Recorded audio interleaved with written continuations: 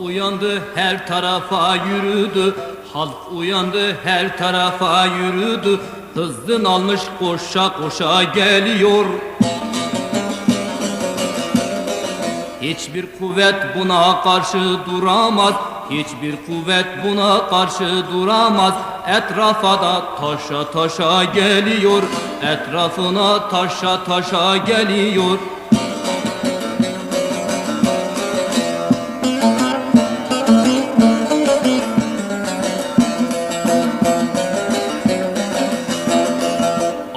Anadolu yaylasının döşünden, Anadolu yaylasının döşünden, Ağrı Dağın Erciyes'in başında.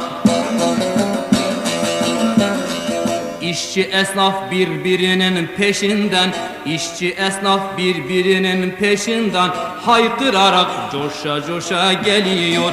Haykırarak coşa coşa geliyor. Geliyor da benim işçim geliyor.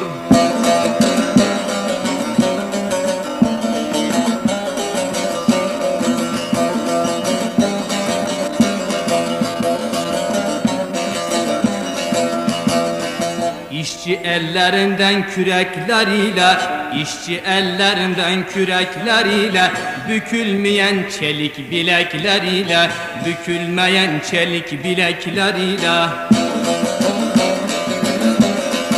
İnançlı ışıklı yürekleriyle, inançlı devrimci yürekleriyle, dağı taşı aşağı aşağı geliyor. Dağı taşı aşağı aşağı geliyor. Geliyor da benim işçim geliyor. Geliyor da emekçim geliyor.